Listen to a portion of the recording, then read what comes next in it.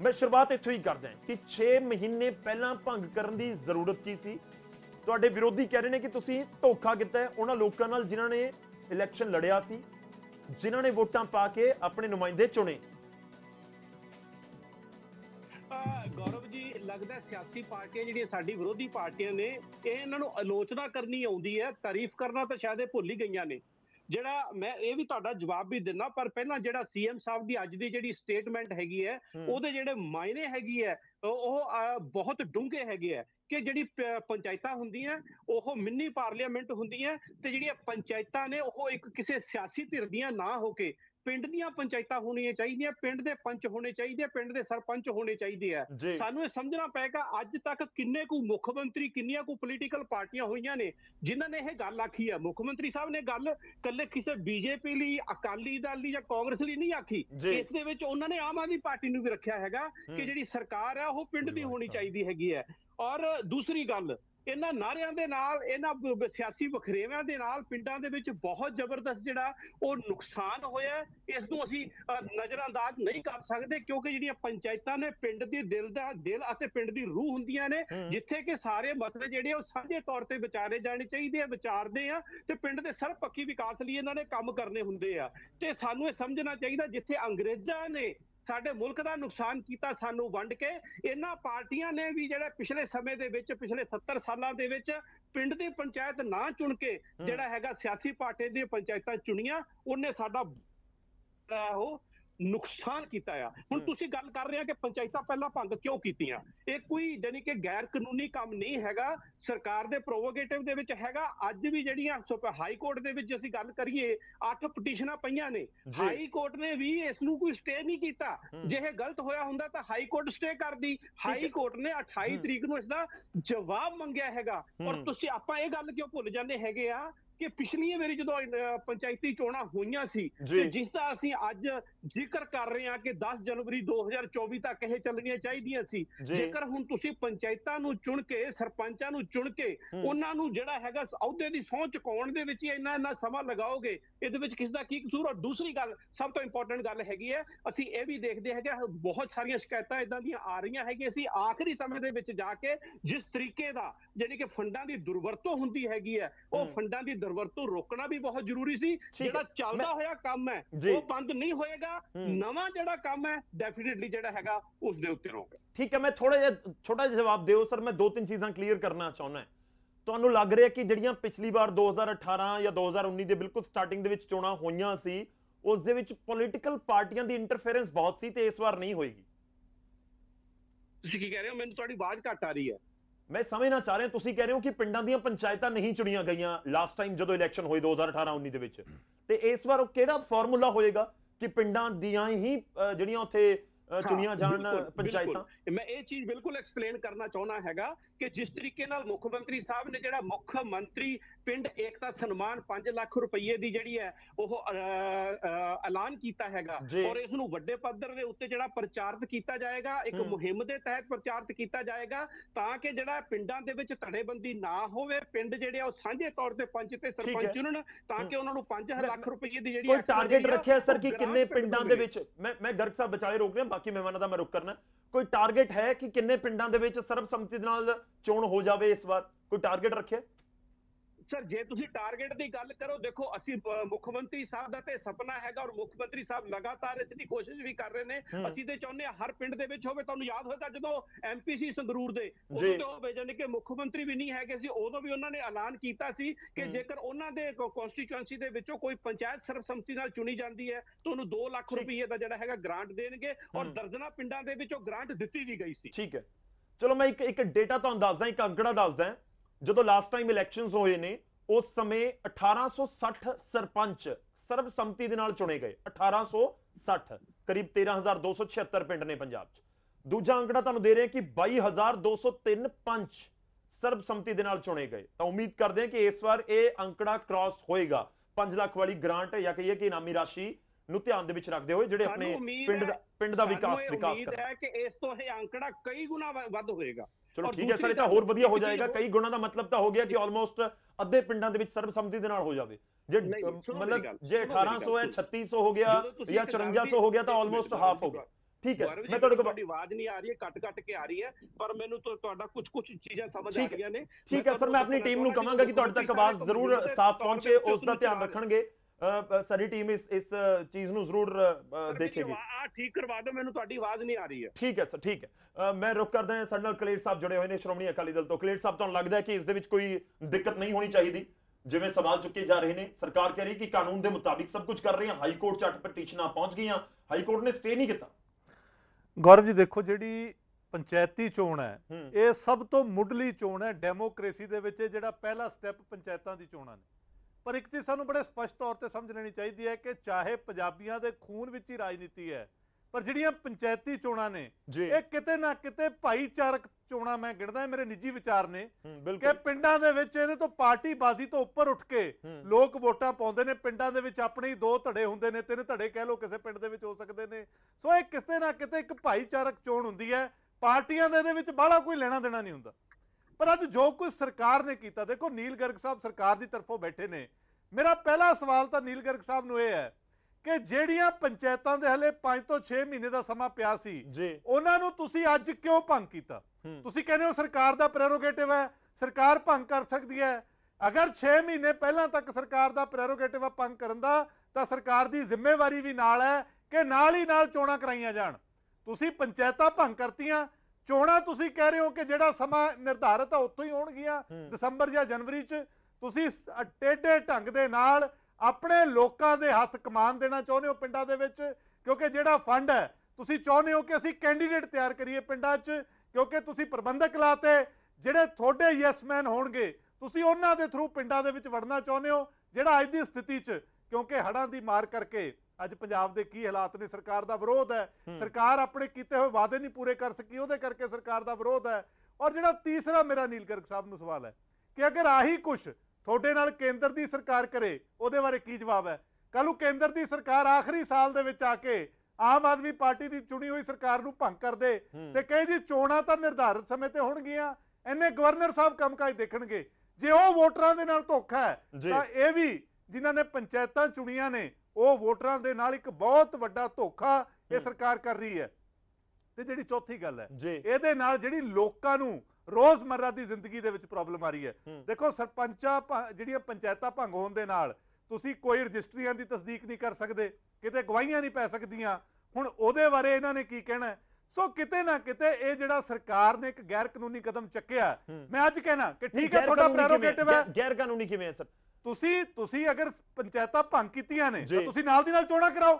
ਤੁਸੀਂ ਪ੍ਰਬੰਧਕ ਲਾਣ ਵਾਲਾ ਜਿਹੜਾ ਨਵਾਂ ਇੱਕ ਰਿਵਾਜ ਤੋੜ ਰਹੇ ਹੋ ਕਿ ਜੀ ਪੰਚਾਇਤਾਂ ਭੰਗ, ਚੋਣਾਂ ਨਿਰਧਾਰਿਤ ਸਮੇਂ ਤੇ ਅਸੀਂ ਉਰੇ ਪ੍ਰਬੰਧਕ ਲਾ ਰਹੇ ਹਾਂ, ਇਹ ਗੈਰ ਕਾਨੂੰਨੀ। ਔਰ ਜਿਹੜਾ ਪੰਜਵੀਂ ਗੱਲ, ਨੀਲ ਗਰਗ ਸਾਹਿਬ ਕਹਿੰਦੇ ਕਿ ਜੀ ਹਾਈ ਕੋਰਟ ਨੇ ਸਟੇ ਨਹੀਂ ਦਿੱਤੀ। ਮੈਂ ਇੱਕ ਗੱਲ ਕਲੀਅਰ ਕਰਦੇ, ਦੇਖੋ ਅਸੀਂ ਵੀ ਰੋਜ਼ ਕੋਰਟ ਦੇ ਵਿੱਚ ਹੀ ਰਹਿੰਦੇ ਆ। ਜਿਹੜੇ ਕੇਸਾਂ ਦੇ ਵਿੱਚ ਬਹੁਤ ਸ਼ਾਰਟ ਡੇਟ ਹੋਵੇ ਉੱਥੇ ਕਈ ਵਾਰ ਸਟੇ ਨਹੀਂ ਦਿੱਤੀ ਜਾਂਦੀ। ਤੁਹਾਡੀ ਤਰੀਕ ਕਿੰਨੀ ਹੈ? 28 ਤਰੀਕ। ਸੋ ਇੱਕ ਸ਼ਾਰਟ ਡੇਟ ਹੈ, ਹਾਈ ਕੋਰਟ ਦੇ ਵਿੱਚ ਮੈਟਰ ਸਬ ਜੁਡਿਸ ਹੈ। ਸੋ ਇਹ ਸਟੇਜ ਦੇ ਵਿੱਚ ਇਹ ਕਹਿਣਾ ਕਿ ਜੀ ਹਾਈ ਕੋਰਟ ਨੂੰ ਕੇਸਾਂ ਦੇ ਵਿੱਚ ਕੋਈ ਮੈਰਿਟ ਹੀ ਨਹੀਂ ਲੱਗਿਆ, ਨੀਲ ਗਰਗ ਸਾਹਿਬ ਇਹ ਵੀ ਬਿਲਕੁਲ ਗਲਤ ਹੈ। ਹਾਈ ਕੋਰਟ ਨੂੰ ਆਪਣਾ ਕੰਮ ਕਰਨ ਦਿਓ। ਤੁਸੀਂ ਲੋਕਾਂ ਨੂੰ ਜਵਾਬ ਦਿਓ ਕਿ ਅੱਜ ਅਗਰ ਪੰਜਾਬ ਦੇ ਵਿੱਚ ਤੁਸੀਂ ਚੁਣੀਆਂ ਹੋਈਆਂ ਪੰਚਾਇਤਾਂ, ਚੁਣੇ ਹੋਏ ਨੁਮਾਇੰਦਿਆਂ ਨੂੰ ਇਸ ਤਰੀਕੇ ਘਰ ਭੇਜ ਰਹੇ ਹੋ, ਤਾਂ ਕਿਤੇ ਨਾ ਕਿਤੇ ਵੋਟਰਾਂ ਨਾਲ ਧੋਖਾ। ਤੁਸੀਂ ਇਹ ਕਹਿਣਾ ਚਾਹ ਰਹੇ ਹੋ ਕਿ ਜੇ ਭੰਗ ਹੋ ਗਈਆਂ ਸੀ ਤਾਂ ਨਾਲ ਦੀ ਨਾਲ ਇਲੈਕਸ਼ਨ ਕਰਵਾ ਦਿੰਦੇ, ਕਿ ਭੰਗ ਕਰਕੇ ਤੈਅ ਸਮੇਂ ਤੇ ਇਲੈਕਸ਼ਨ ਕਰਵਾਉਣਾ ਇਹ ਗੈਰ ਕਾਨੂੰਨੀ ਹੈ? ਬਿਲਕੁਲ ਠੀਕ ਹੈ। ਮੈਂ ਇੱਕ ਵਾਰੀ ਸਾਰੇ ਮਹਿਮਾਨਾਂ ਦਾ ਰੁਖ ਕਰ ਲਵਾਂ। ਗਰਗ ਸਾਹਿਬ ਇਕੱਠੇ ਤੁਸੀਂ ਜਵਾਬ ਦਿਓ। ਸਾਡੇ ਨਾਲ APS ਖੜਿਆਲ ਜੀ ਵੀ ਜੁੜ ਚੁੱਕੇ ਨੇ। ਐਡਵੋਕੇਟ APS ਖੜਿਆਲ ਜੀ ਕਾਂਗਰਸ ਨੂੰ ਰਿਪਰੈਜ਼ੈਂਟ ਕਰ ਰਹੇ ਨੇ। ਖੜਿਆਲ ਸਾਹਿਬ ਸਵਾਗਤ ਹੈ। ਮੈਂ ਤੁਹਾਡੇ ਕੋਲ ਆਵਾਂਗਾ, ਪਰ ਪਹਿਲਾਂ ਇੱਕ ਵਾਰੀ ਚੰਨੀ ਸਾਹਿਬ ਦਾ ਰੁਖ ਕਰਵਾਂ। SS ਚੰਨੀ ਜੀ BJP ਨੂੰ ਰਿਪਰੈਜ਼ੈਂਟ ਕਰ ਰਹੇ ਨੇ। ਚੰਨੀ ਸਾਹਿਬ, ਉਮੀਦ ਹੈ ਮੇਰੀ ਆਵਾਜ਼ ਤੁਹਾਡੇ ਤੱਕ ਪਹੁੰਚ ਰਹੀ ਹੋਵੇਗੀ। ਇਹ ਪੰਚਾਇਤੀ ਚੋਣਾਂ ਨੂੰ ਲੈ ਕੇ ਤੁਸੀਂ ਐਡਮਿਨਿਸਟ੍ਰੇਟਿਵ ਲੈਵਲ ਦੇ ਉੱਤੇ ਬਹੁਤ ਨੇੜੇ ਤੋਂ ਇਹ ਸਭ ਕੁਝ ਦੇਖਿਆ ਹੈ ਕਿ ਵਾਕਈ ਇਹ ਪਹਿਲੀ ਵਾਰ ਹੋ ਰਿਹਾ, ਇਸ ਤੋਂ ਪਹਿਲਾਂ ਵੀ ਇਸ ਤਰੀਕੇ ਦੀ ਸਥਿਤੀ ਆਈ ਕਿ ਜਦੋਂ ਪੰਚਾਇਤਾਂ ਭੰਗ ਕਰ ਦਿੱਤੀਆਂ ਗਈਆਂ?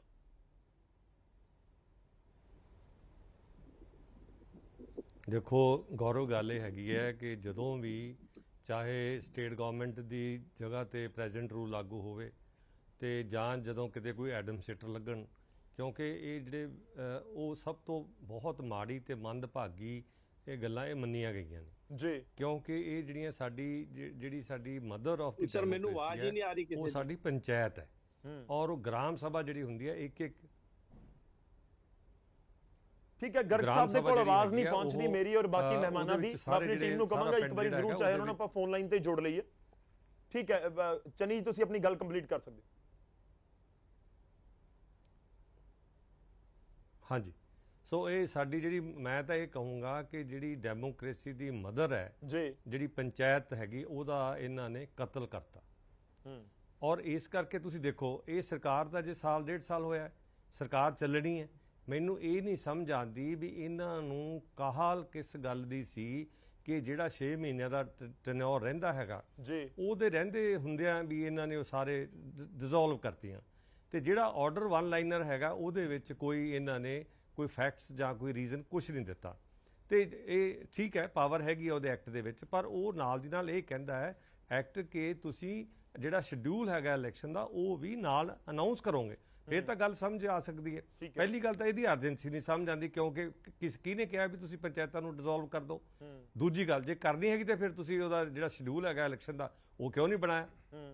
ਤੀਜੀ ਗੱਲ, ਜਿਹੜਾ ਹਾਈ ਕੋਰਟ ਦੇ ਵਿੱਚ ਕਿਹਾ, ਜੇ ਹਾਈ ਕੋਰਟ ਨੂੰ ਇਹਦੇ ਵਿੱਚ ਨਾ ਮੈਰਿਟ ਲੱਗਦੀ ਤਾਂ ਉਹ ਇੰਨੀ ਸ਼ਾਰਟ ਡੇਟ ਤੇ ਉਹਨਾਂ ਨੇ ਜਵਾਬ ਮੰਗਿਆ ਇਹਨਾਂ ਦਾ।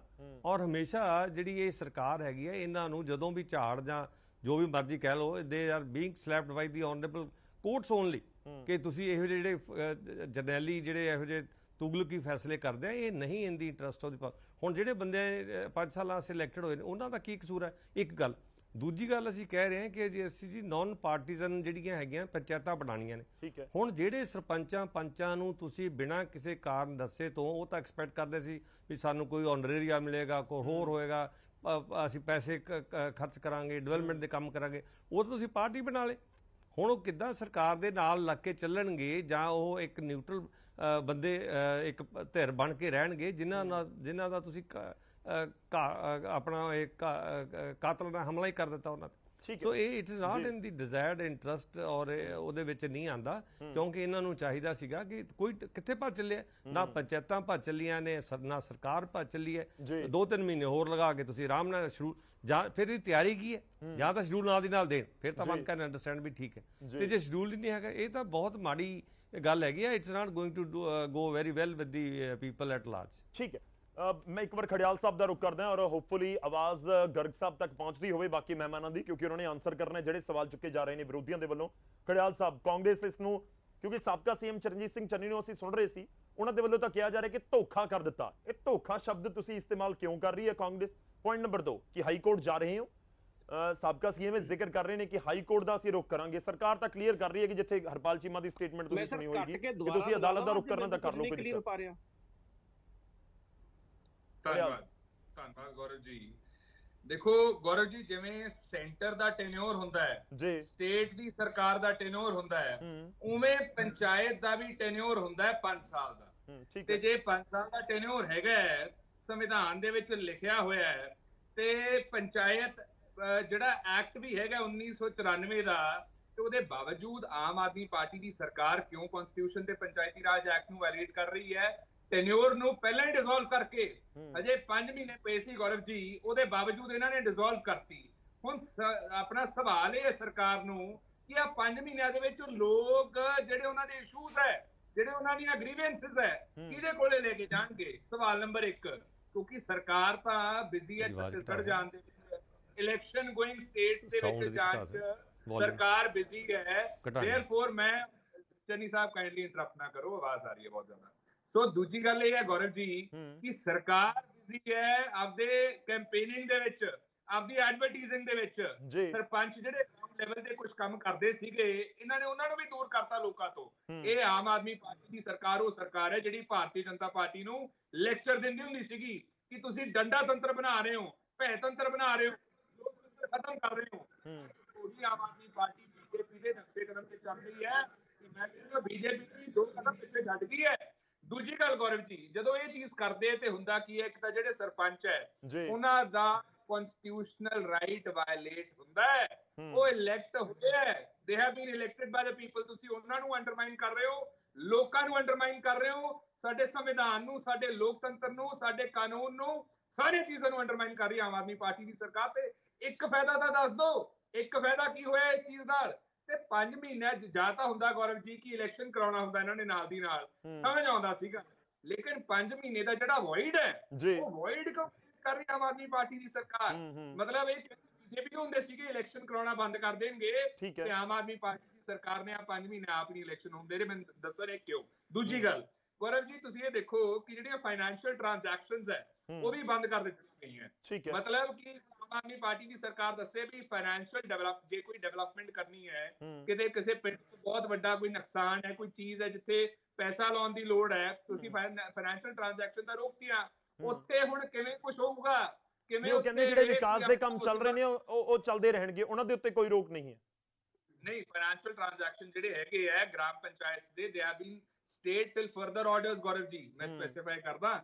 ਦੂਜੀ ਗੱਲ ਇਹ ਕਿ ਤੁਸੀਂ ਇਹ ਦੇਖੋ ਕਿ ਜਦੋਂ ਆਪਣਾ ਆਮ ਆਦਮੀ ਪਾਰਟੀ ਦੀ ਸਰਕਾਰ ਨਾਲ ਛੋਟੀ ਜਿਹੀ ਟਸਲ ਹੋਈ ਹੁੰਦੀ ਹੈ ਗਵਰਨਰ ਸਾਹਿਬ ਦੀ, ਨਾਲ ਦੀ ਨਾਲ ਕੋਰਟ ਚਲੇ ਜਾਂਦੇ ਨਾਲ ਦੀ ਨਾਲ। ਤੇ ਹੁਣ ਪੰਚਾਇਤਾਂ ਦਾ, ਸਰਪੰਚਾਂ ਦਾ ਤੇ ਪਿੰਡਾਂ ਦਾ ਐਡਾ ਵੱਡਾ ਹੱਕ ਮਾਰ ਰਹੀ ਆਮ ਆਦਮੀ ਪਾਰਟੀ ਦੀ ਸਰਕਾਰ। ਮੈਂ ਪੁੱਛਣਾ ਚਾਹਣਾ ਜੇ ਤੁਹਾਡੇ 5 ਮਹੀਨੇ ਘਟ ਜਾਣ 5 ਸਾਲਾਂ ਦੇ ਟੈਨਿਓਰ ਦੇ ਵਿੱਚੋਂ, ਤੇ ਆਮ ਆਦਮੀ ਪਾਰਟੀ ਦੀ ਸਰਕਾਰ ਨੂੰ ਮਨਜ਼ੂਰ ਹੈ ਉਹ? ਆਮ ਆਦਮੀ ਪਾਰਟੀ ਦੀ ਸਰਕਾਰ ਬਿਲਕੁਲ ਉਹਨੂੰ ਮਤਲਬ without any objection, without any issue ਕਿ ਉਹਨੂੰ ਐਕਸੈਪਟ ਕਰੂਗੀ? ਤੇ ਜੇ ਕਰੂਗੀ ਫਿਰ ਤਾਂ ਜਸਟੀਫਾਈ ਕਰ ਸਕਦੇ ਹੋ, ਤੇ ਜੇ ਨਹੀਂ ਕਰੂਗੀ ਫਿਰ ਆਮ ਆਦਮੀ ਪਾਰਟੀ ਦੀ ਸਰਕਾਰ ਇਹਨੂੰ ਕਿਵੇਂ ਜਸਟੀਫਾਈ ਕਰ ਸਕਦੀ ਹੈ? ਦੂਜੀ ਗੱਲ ਗੌਰਵ ਜੀ ਇਹ ਹੈ ਕਿ ਆਮ ਆਦਮੀ ਪਾਰਟੀ ਦੀ ਸਰਕਾਰ ਨਾ ਆਰਟੀਕਲ 40 ਪੜ੍ਹ ਲੇ, ਜਿਹੜਾ directive principal of state policy ਹੈ, ਉਹਦੇ ਵਿੱਚ ਬੜਾ ਲਿਖਿਆ ਹੋਇਆ ਕਿ ਸਟੇਟ ਨੂੰ ਨਾ ਮੇਕ ਸ਼ੋਰ ਕਰਨਾ ਚਾਹੀਦਾ ਹੈ ਕਿ ਵਿਲੇਜ ਪੰਚਾਇਤ ਦੇ ਇਲੈਕਸ਼ਨਸ ਹੋਣ, ਪਿੰਡਾਂ ਦੇ ਇਲੈਕਸ਼ਨ ਹੋਣ, ਤਾਂ ਕਿ ਉਹਨਾਂ ਨੂੰ ਪਾਵਰ ਦਿੱਤੀ ਜਾ ਸਕੇ, ਸੈਲਫ ਗਵਰਨਮੈਂਟ ਹੋ ਸਕੇ, ਅਥਾਰਟੀ ਹੋਵੇ ਉਹਨਾਂ ਕੋਲੇ, ਪਿੰਡਾਂ 'ਚ ਗਰਾਊਂਡ ਲੈਵਲ ਤੇ ਵਿਕਾਸ ਹੋਵੇ। ਇਹ ਤਾਂ ਆਰਟੀਕਲ 40 ਨੂੰ ਵਾਇਲੇਟ ਕਰਨਾ ਤਾਂ ਛੋਟੀ ਗੱਲ ਹੈ। ਇਹ ਆਰਟੀਕਲ 40 ਨੂੰ ਬਾਈਪਾਸ, ਅੰਡਰਮਾਈਨ, ਵਾਇਲੇਟ ਹਰੇਕ ਚੀਜ਼ ਕਰ ਰਹੀ ਹੈ। ਤੇ ਆਮ ਆਦਮੀ ਪਾਰਟੀ ਦੀ ਸਰਕਾਰ ਦੱਸੇ ਕਿ ਇਹਨਾਂ ਨੇ 73rd ਅਮੈਂਡਮੈਂਟ ਪੜ੍ਹੀ ਹੈ ਕਿ ਨਹੀਂ ਪੜ੍ਹੀ ਆਮ ਆਦਮੀ ਪਾਰਟੀ ਦੀ ਸਰਕਾਰ ਨੇ? ਗੌਰਵ ਜੀ ਇੱਕ ਨਹੀਂ ਕੇਸ ਬਹੁਤ ਸਾਰੇ ਪੈਣਗੇ। ਆਮ ਆਦਮੀ ਪਾਰਟੀ ਦੀ ਸਰਕਾਰ ਆਪਦੇ ਆਪ ਨੂੰ ਜੱਜ, ਜੂਰੀ, ਐਗਜ਼ੀਕਿਊਟਿਵ ਸਮਝਣ ਲੱਗ ਜਾਂਦੀ ਹੈ। ਜਵਾਬ ਇਹਨਾਂ ਲੋਕ ਦੇਣਗੇ ਲੋਕ ਸਭਾ ਇਲੈਕਸ਼ਨ ਦੇ ਵਿੱਚ ਵੀ, ਤੇ ਆਉਣ ਵਾਲੇ ਟਾਈਮ 'ਚ ਜਿਹੜੇ ਹੋਰ ਇਲੈਕਸ਼ਨ ਹੋਣਗੇ, ਪੰਚਾਇਤ ਇਲੈਕਸ਼ਨ, ਇਹਨਾਂ ਨੂੰ ਆਇਆ ਅਸੀਂ ਹਾਈਜੈਕ ਕਰ ਲਾਂਗੇ। ਆਮ ਆਦਮੀ ਪਾਰਟੀ ਦੀ ਸਰਕਾਰ ਤਿਆਰ ਹੋ ਜਾਏ। ਜਿਹੜਾ ਇਹ ਧੱਕੇਸ਼ਾਹੀ ਦੀ ਰਾਜਨੀਤੀ ਕਰ ਰਹੀ ਹੈ, ਆਉਣ ਵਾਲੇ ਪੰਚਾਇਤ ਇਲੈਕਸ਼ਨ ਦੇ ਵਿੱਚ ਹੀ ਲੋਕ ਜਵਾਬ ਦੇਣਗੇ। ਠੀਕ ਹੈ, ਚਲੋ ਗੱਲ ਇਹ ਹੈ ਕਿ ਜੇ ਜਿਸ ਤਰੀਕੇ ਨਾਲ ਤੁਸੀਂ ਜ਼ਿਕਰ ਕਰ ਰਹੇ ਹੋ ਤਾਂ ਇਹਦਾ ਮਤਲਬ ਇਹ ਹੈ ਕਿ ਵੋਟਾਂ ਦੇ ਵਿੱਚ ਜਿਹੜੀਆਂ ਸਰਪੰਚਾਂ ਦੀਆਂ ਵੋਟਾਂ ਨੇ ਉਸ ਦੇ ਵਿੱਚ ਹੀ ਪਤਾ ਲੱਗੇਗਾ। ਗਰਗ ਸਾਹਿਬ, ਆਵਾਜ਼ ਪਹੁੰਚ ਰਹੀ ਹੈ ਹੁਣ ਤੁਹਾਡੇ ਤੱਕ? ਮੈਨੂੰ ਤੁਹਾਡੀ ਕੁਝ ਆਵਾਜ਼ ਸੁਣਾਈ ਦੇ ਰਹੀ ਹੈ, ਪਰ ਇਹਨਾਂ ਦੀ, ਮੇਰੇ ਸਾਥੀਆਂ ਦੀ ਮੈਨੂੰ ਕੁਝ ਵੀ ਸੁਣਾਈ ਨਹੀਂ ਦਿੱਤਾ। ਠੀਕ ਹੈ, ਬਹੁਤ ਦਰਸ਼ਕਾਂ ਨੇ ਤਾਂ ਸੁਣਿਆ ਕਿ ਉਹਨਾਂ ਨੇ ਕੀ ਕੁਝ ਕਿਹਾ। ਮੈਂ ਤੁਹਾਡੇ ਤੋਂ ਜਵਾਬ ਉਸ ਦੇ ਉੱਤੇ ਲੈਣ ਦੀ ਕੋਸ਼ਿਸ਼ ਕਰਦਾ। ਇੱਕ ਤਾਂ ਉਹ ਕਹਿ ਰਹੇ ਨੇ ਕਿ ਤੁਸੀਂ ਫਾਇਦਾ ਦੱਸੋ ਕਿ 5-6 ਮਹੀਨੇ ਪਹਿਲਾਂ ਭੰਗ ਕਰਨ ਦਾ ਕੀ ਹੋਇਆ। ਦੂਜਾ ਸਵਾਲ ਇਹ ਵੀ ਹੈ ਕਿ ਜੇਕਰ ਸੈਂਟਰ ਦੀ ਸਰਕਾਰ ਸਟੇਟ ਗਵਰਨਮੈਂਟ ਦੇ ਨਾਲ ਸੇਮ ਗੱਲ ਕਰੇ ਕਿ ਆਖਰੀ ਸਾਲ 6-8 ਮਹੀਨੇ ਪਹਿਲਾਂ ਹੀ ਭੰਗ ਕਰ ਦਿੱਤੀ ਜਾਵੇ ਵਿਧਾਨ ਸਭਾ, ਤਾਂ ਫਿਰ ਕੀ ਹੋਏਗਾ ਕਿ ਗਵਰਨਰ ਰੂਲ ਲਗਾ ਦਿੱਤਾ ਜਾਵੇ? ਕਿ ਤੁਹਾਨੂੰ ਨਹੀਂ ਲੱਗਦਾ ਕਿ ਉਸ ਤਰੀਕੇ ਦਾ ਇਹ ਫੈਸਲਾ ਪੰਚਾਂ ਸਰਪੰਚਾਂ ਨੂੰ ਸੁਣਾ ਦਿੱਤਾ ਗਿਆ ਸਟੇਟ ਗਵਰਨਮੈਂਟ ਦੇ ਵੱਲੋਂ? ਦੇਖੋ ਗੌਰਵ ਜੀ, ਗੱਲ ਇਹ ਹੈਗੀ ਹੈ, ਜਿਸ ਤਰੀਕੇ ਨਾਲ ਤੁਸੀਂ ਦੱਸ ਰਹੇ ਹੋ ਇਸ ਦੇ ਵਿੱਚ ਕੋਈ ਵੀ ਚੀਜ਼ ਗੈਰ ਕਾਨੂੰਨੀ ਨਹੀਂ ਹੈਗੀ। ਔਰ ਦੂਸਰਾ, ਕੋਰਟ ਦੇ ਵਿੱਚ ਕੇਸ ਆਲਰੇਡੀ ਪਟੀਸ਼ਨ ਜਿਹੜੀ ਦਾਖਲ ਹੋਈ ਹੈ ਔਰ ਕੋਰਟ ਨੇ ਇਸ ਚੀਜ਼ ਦਾ ਫੈਸਲਾ ਕਰਨਾ ਹੈ। ਲੇਕਿਨ ਆਮ ਆਦਮੀ ਪਾਰਟੀ ਇਸ ਦੇ ਵਿੱਚ ਲੋਕਤੰਤਰ ਦੇ ਵਿੱਚ ਯਕੀਨ ਕਰਦੀ ਹੈ ਔਰ ਅਸੀਂ ਚਾਹੁੰਦੇ ਹਾਂ ਕਿ ਪਿੰਡਾਂ ਦਾ ਜਿਹੜਾ ਸਰਬਪੱਖੀ ਜਿਹੜਾ ਉਹ ਵਿਕਾਸ ਹੋਵੇ ਔਰ ਪਿੰਡਾਂ ਦੀ ਜਿਹੜੀ ਭਾਈਚਾਰਕ ਸਾਂਝ ਹੈ, ਜਿਸ ਤਰ੍ਹਾਂ ਕਲੇਰ ਸਾਹਿਬ ਨੇ ਵੀ ਸ਼ੁਰੂ 'ਚ ਮੈਨੂੰ ਸੁਣਿਆ ਸੀ ਜੋ ਕੁਝ ਬੋਲ ਰਹੇ ਸੀ ਕਿ ਪਿੰਡਾਂ ਦੀਆਂ ਜਿਹੜੀਆਂ ਭਾਈਚਾਰਕ ਸਾਂਝ ਉਹ ਬਣੀ ਰਵੇ, ਸਰਬਪੱਖੀ ਵਿਕਾਸ ਹੋਵੇ, ਪਿੰਡਾਂ ਦੀ ਪੰਚਾਇਤ ਹੋਵੇ, ਇਹਦੇ ਤੇ ਸਿਆਸੀ ਪਰਛਾਵਾਂ ਨਾ ਹੋਵੇ। ਔਰ ਦੂਸਰੀ ਗੱਲ, ਜੇਕਰ ਚੋਣ ਕਰਾਉਣੀ ਵੀ ਪੈਂਦੀ ਹੈ ਤਾਂ ਬਿਲਕੁਲ ਨਿਰਪੱਖ ਚੋਣਾਂ ਹੋਣਗੀਆਂ, ਜਿਸ ਦਾ ਤੁਸੀਂ ਦੇਖਿਆ ਜਲੰਧਰ 'ਚ ਚੋਣ ਹੋਈ, ਜਿਮਨੀ ਚੋਣ, ਉਸ ਤੋਂ ਪਹਿਲਾਂ ਸੰਗਰੂਰ ਦੇ ਵਿੱਚ ਹੋਈ, ਬਿਲਕੁਲ ਨਿਰਪੱਖ ਜਾਨੀ ਕਿ ਚੋਣ ਹੋਈ, ਬਿਨਾਂ ਕਿਸੇ ਖੂਨ ਖਰਾਬੇ ਤੋਂ ਹੋਈ। ਸਮੇਂ ਤੇ ਹੀ ਹੋਣਗੀਆਂ ਜਾਂ ਪਹਿਲਾਂ ਹੋ ਜਾਣਗੀਆਂ? ਤੁਸੀਂ ਕਹਿ ਰਹੇ ਗਰਗ ਸਾਹਿਬ, ਸਮੇਂ ਤੇ ਹੀ ਹੋਣਗੀਆਂ, ਉਹੀ ਦਸੰਬਰ ਜਨਵਰੀ ਦੇ ਵਿੱਚ ਹੋਣਗੀਆਂ ਜਾਂ ਪਹਿਲਾਂ ਹੋ ਜਾਣਗੀਆਂ ਚੋਣ? ਤੁਹਾਡੇ ਵਿਰੋਧੀ ਇਹੀ ਕਹਿ ਰਹੇ ਨੇ ਕਿ ਇਹੀ ਤੁਸੀਂ ਉਲੰਘਣਾ ਕਰ ਰਹੇ ਹੋ ਕਿ ਤੁਸੀਂ ਇੱਕ ਨਵਾਂ ਫਾਰਮੂਲਾ ਲਿਆ ਕੇ ਰੱਖ ਦਿੱਤਾ ਇਹ ਪ੍ਰਬੰਧਕਾਂ ਵਾਲਾ ਕਿ ਆ ਤਾਂ ਭੰਗ ਕੀਤਾ ਸੀ, ਨਾਲ ਦੀ ਨਾਲ ਇਲੈਕਸ਼ਨ ਅਨਾਉਂਸ ਕਰਵਾ ਦਿੰਦੇ। ਸਰ, ਪ੍ਰਬੰਧਕ ਜਿਹੜਾ, ਪਹਿਲੀ ਗੱਲ, ਇੱਕ ਫੰਡਾਂ ਦੀ ਕੁਝ ਗੱਲ ਹੋ ਰਹੀ ਸੀ, ਫੰਡ ਜਿਹੜੇ ਪੰਚਾਇਤਾਂ ਦੇ ਉੱਥੇ ਪਏ ਨੇ, ਜਿਹੜੇ ਕੰਮ ਆਲਰੇਡੀ ਚੱਲ ਰਹੇ ਆ ਉਸ ਦੇ ਉੱਤੇ ਕਿਸੇ ਤਰ੍ਹਾਂ ਦਾ ਕੋਈ ਉਹ ਨਹੀਂ ਹੈਗਾ, ਉਹ ਕੰਮ ਇਸੇ ਤਰ੍ਹਾਂ ਚੱਲਦੇ ਰਹਿਣਗੇ। ਨਵੀਂ ਜਿਹੜੀ ਫਾਈਨੈਂਸ਼ੀਅਲ ਟ੍ਰਾਂਜੈਕਸ਼ਨ ਹੈ ਉਹ ਨਹੀਂ ਹੋ ਸਕਦੀ ਜਿਹੜਾ ਹੈਗਾ। ਇਸ ਕਰਕੇ ਪਿੰਡਾਂ ਦੇ ਵਿਕਾਸ ਦੇ ਉੱਤੇ ਜਿੱਥੋਂ ਤੱਕ ਜਾਂ ਪੈਸਿਆਂ ਦਾ ਸੰਬੰਧ ਹੈਗਾ ਉਹਦੇ ਉੱਤੇ ਕੋਈ ਅਸਰ ਪੈਣ ਵਾਲਾ ਨਹੀਂ ਹੈਗਾ। ਲੇਕਿਨ ਮੈਂ ਤੁਹਾਨੂੰ ਬਾਰ-ਬਾਰ ਕਹਿ ਰਿਹਾ ਹੈਗਾ ਕਿ ਇਹ ਸਿਰਫ ਕਹਿਣ ਦੀਆਂ ਗੱਲਾਂ ਨੇ, ਜਿਸ ਤਰੀਕੇ ਨਾਲ ਇਸ ਨੂੰ ਇੱਥੇ ਪੇਸ਼ ਕੀਤਾ ਜਾ ਰਿਹਾ। ਅਸਲੀਅਤ ਇਹ ਹੈਗੀ ਹੈ ਪਿੰਡਾਂ ਦੇ ਲੋਕ ਇਸ ਗੱਲੋਂ ਖੁਸ਼ ਨੇ। ਬਹੁਤ ਸਾਰੇ ਪਿੰਡਾਂ 'ਚੋਂ ਫੰਡਾਂ ਦੀ ਦੁਰਵਰਤੋਂ ਦੀਆਂ ਸ਼ਿਕਾਇਤਾਂ ਆ ਰਹੀਆਂ ਸੀ, ਕਿਉਂਕਿ ਜਦੋਂ ਚੋਣਾਂ 'ਚ 2 ਜਾਂ 3 ਮਹੀਨੇ 4 ਮਹੀਨੇ ਰਹਿ ਜਾਂਦੇ ਆ, ਅਸੀਂ ਦੇਖਿਆ ਹੈਗਾ ਵਿਧਾਨ ਸਭਾ ਦੇ ਵਿੱਚ ਜਿਹੜੀਆਂ ਸਰਕਾਰਾਂ ਜਿਹੜੀਆਂ ਸੂਬੇ 'ਚ ਹੁੰਦੀਆਂ ਉਹ ਕੀ ਕਰਦੀਆਂ ਨੇ, ਸੈਂਟਰ ਦੀ ਸਰਕਾਰ ਕੀ ਕਰਦੀ ਹੈ, ਔਰ ਇਹ ਇਸੇ ਤਰ੍ਹਾਂ ਪਿੰਡਾਂ ਦੇ ਵਿੱਚ ਜਿਹੜਾ ਹੈਗਾ ਆਖਰੀ ਸਮੇਂ ਦੇ ਵਿੱਚ ਕੀ ਹੁੰਦਾ ਹੈਗਾ, ਉਹ ਚੀਜ਼ ਨਹੀਂ ਹੋਣ ਦੇਣੀ। ਫੰਡਾਂ ਦੀ ਦੁਰਵਰਤੋਂ ਨਹੀਂ ਹੋ ਸਕਦੀ। ਦੂਸਰੀ ਗੱਲ, ਇੱਕ ਚੀਜ਼ ਉਹ ਚੇਚੇ ਤੌਰ ਤੇ ਹੋਰ ਕਹਿ ਦਿੰਦੇ ਆ, ਜਿੱਦਾਂ ਪਹਿਲਾਂ ਹੁੰਦਾ ਸੀ ਬੰਦਾ 25-25 30-30 ਲੱਖ ਰੁਪਈਆ ਲਗਾ ਕੇ ਇੱਕ ਸਰਪੰਚ ਚੁਣ ਕੇ ਆ ਜਾਂਦਾ ਹੈਗਾ, ਲੇਕਿਨ ਉਹ ਅੱਜ ਦੀ ਡੇਟ ਦੇ ਵਿੱਚ ਜਿਹੜੀ ਇਹ ਸਰਕਾਰ ਹੈ ਕਰਪਸ਼ਨ ਦੇ ਉੱਤੇ ਜ਼ੀਰੋ ਟੋਲਰੈਂਸ ਹੈਗੀ ਹੈ। ਜੇਕਰ ਕੋਈ 25-30 ਲੱਖ ਰੁਪਇਆ ਲਗਾਉਂਦਾ ਵੀ ਹੈਗਾ, ਸੋਚ ਲਵੇ ਉਹ ਪੂਰੇ ਕਿੱਥੋਂ ਕਰੇਗਾ। ਸੋ ਮੇਰਾ ਕਹਿਣ ਦਾ ਮਤਲਬ ਇਹ ਹੈਗਾ ਕਿ ਜਦੋਂ ਅਸੀਂ ਪਿੰਡ ਦੀ ਪੰਚਾਇਤ ਚੁਣਾਂਗੇ ਬਿਨਾਂ ਪਾਰਟੀਬਾਜ਼ੀ ਤੋਂ ਉੱਤੇ ਉੱਠ ਕੇ ਚੁਣਾਂਗੇ ਔਰ ਚੰਗੇ ਲੋਕਾਂ ਨੂੰ ਚੁਣ ਕੇ ਲਿਆਵਾਂਗੇ, ਪਿੰਡਾਂ ਦਾ ਵਿਕਾਸ ਹੋਏਗਾ। ਮੈਂ ਉਹੀ ਕਹਿ ਰਿਹਾ, ਮੈਂ ਤੁਹਾਡੇ ਵਿਰੋਧੀਆਂ ਤੋਂ ਜਵਾਬ ਲੈਣ ਦੀ ਕੋਸ਼ਿਸ਼ ਕਰਾਂਗਾ, ਪਰ ਲੋਕ ਜਾਣਨਾ ਚਾਹੁੰਦੇ ਨੇ ਫਾਰਮੂਲਾ ਕਿਹੜਾ ਹੈ ਕਿ ਪਿਛਲੀ ਵਾਰ ਤੋਂ ਇਸ ਵਾਰ ਇਲੈਕਸ਼ਨ ਵੱਖਰੇ ਕਿਵੇਂ ਹੋਣਗੇ। ਬਹੁਤ ਸਾਰੇ ਪਿੰਡਾਂ 'ਚ ਸਰਬਸੰਮਤੀ ਹੋ ਜਾਏਗੀ, ਕਿੱਥੇ ਪਰਚੀ ਪਾ ਕੇ ਕੱਢ ਲਿਆ ਜਾਂਦਾ ਹੈ ਜੇ 2-4 ਉਮੀਦਵਾਰ ਹੋਣ। ਇਹ ਅਲੱਗ-ਅਲੱਗ ਥਾਵਾਂ ਤੋਂ ਆਪਾਂ ਖਬਰਾਂ ਦੇਖਦੇ ਹਾਂ ਹਰ ਵਾਰ।